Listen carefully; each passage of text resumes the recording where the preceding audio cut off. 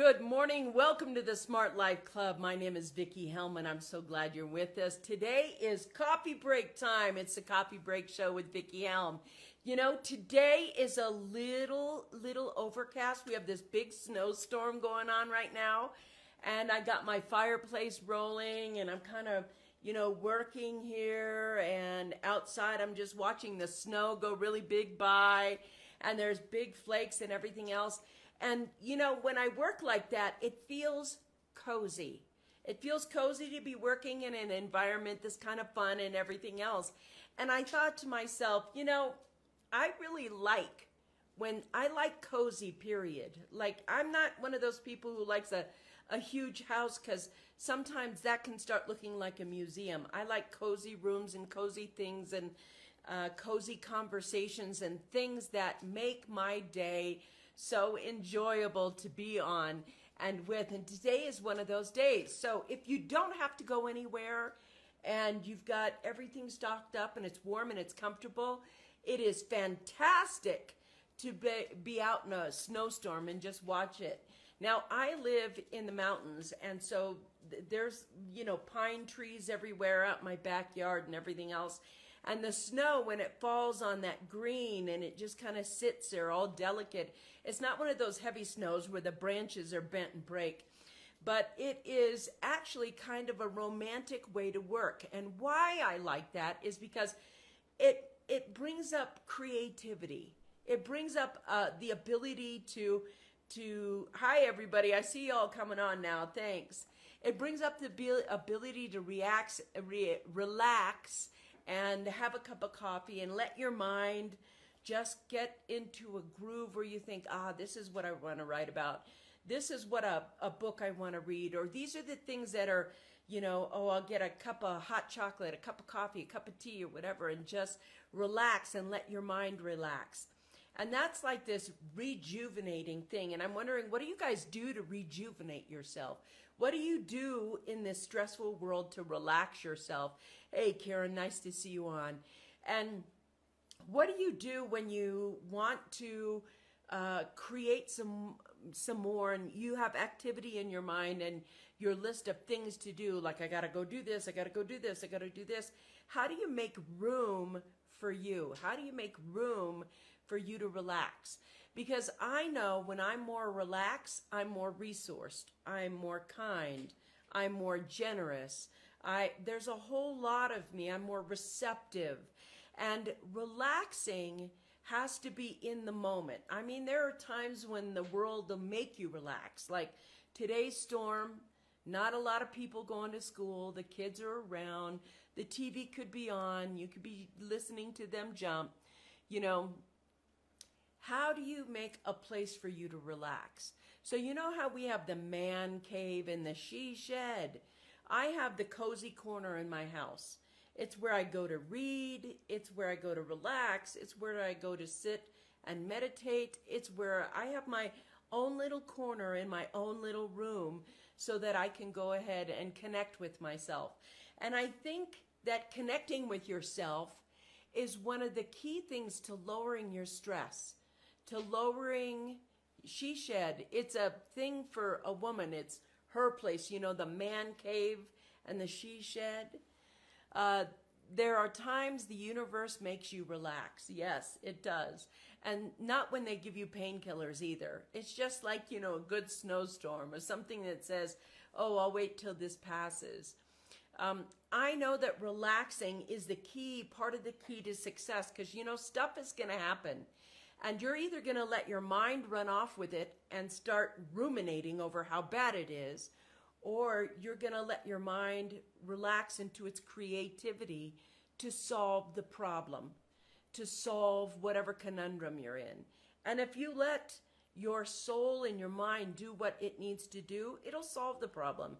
If you ruminate on it, you're like, oh my God, this and that and the other, you're telling yourself horror stories and you can't relax.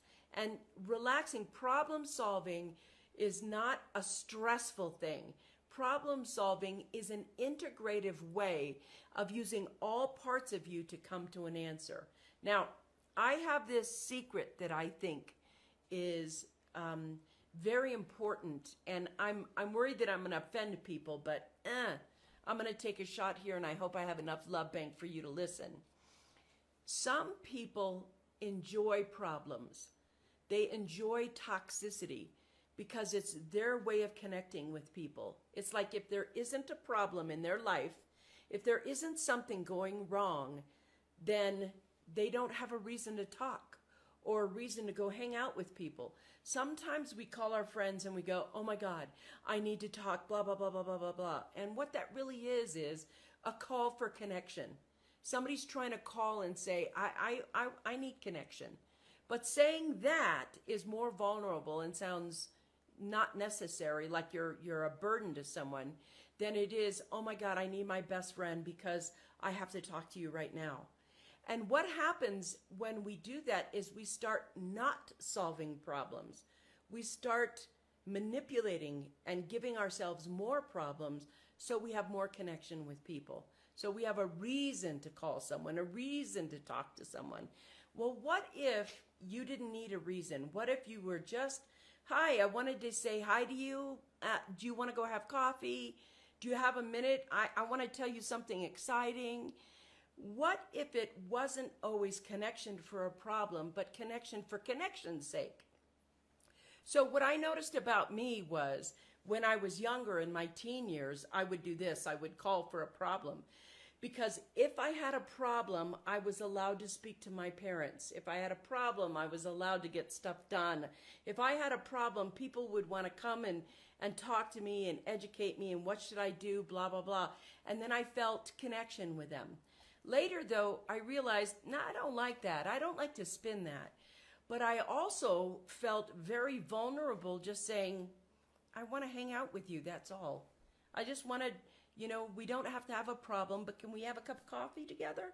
And suddenly, the switching of my attitude from this to this made my life a whole lot more fun. It made it easier, and there was so much less stress because I either had to look for a problem, create a problem, or have a problem, and I got tired of that.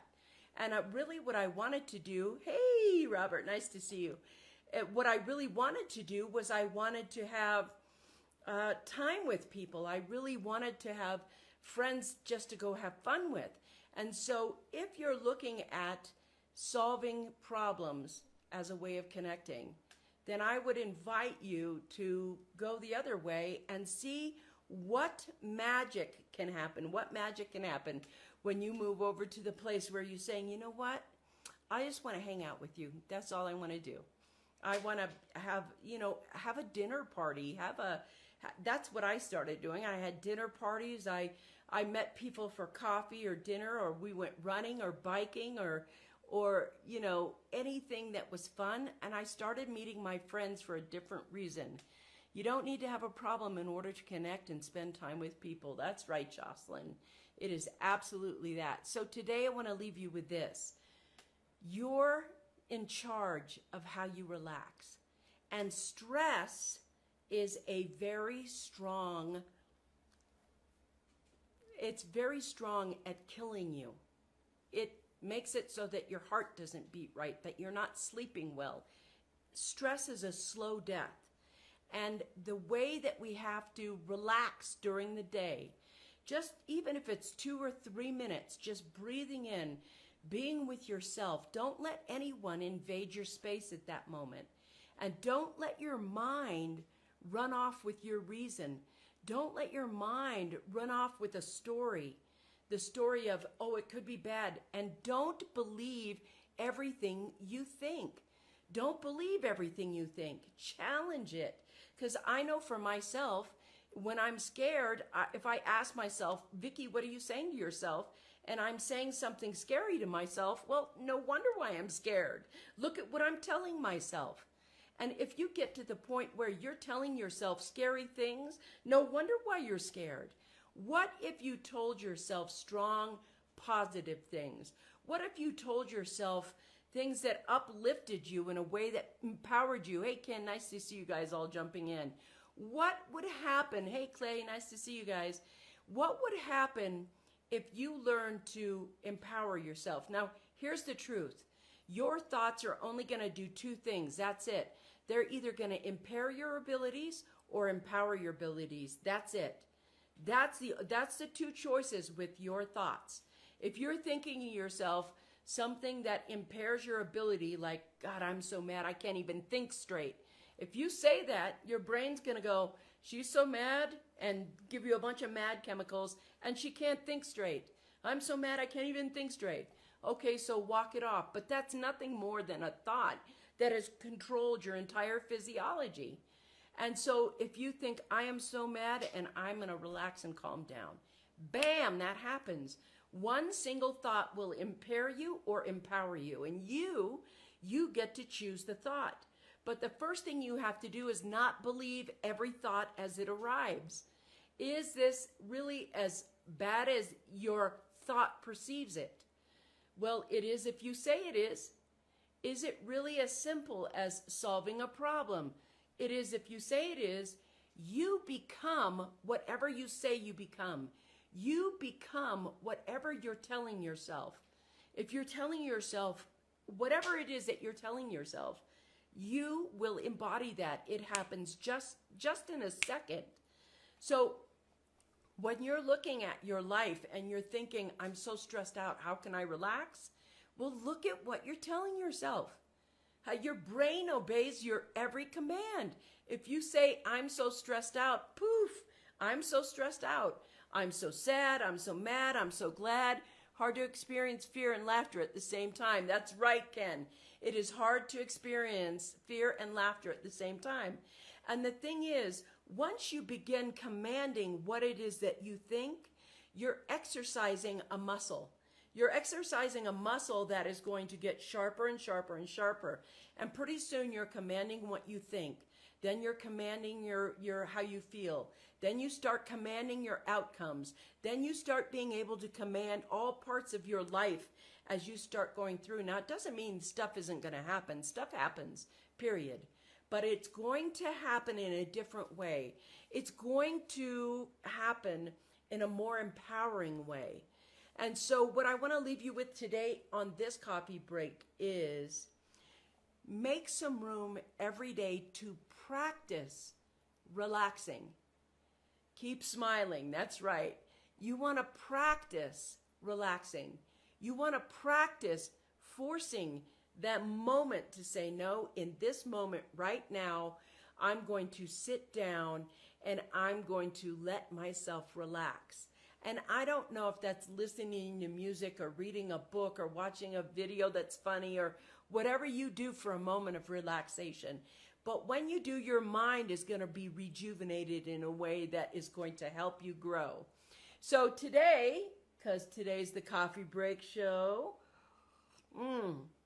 my challenge for you is going to be that you get to grow and you get to relax and you get to have a snowy day like the one I'm having, and you get to chill out and you think, okay, the lighting's not right today. This is not right today. Wait a minute. It's just perfect. You and I got to have a coffee break together. Thank you for having connection with me today. I appreciate your time. I appreciate you here. We're the Smart Life Club. I'm Vickie Helm, and this was the Coffee Break Show today. I'll see you tomorrow at 10 Mountain Standard Time. Now you can go to the Smart Life Club and get a free membership today. All right, thank you. See you tomorrow, guys.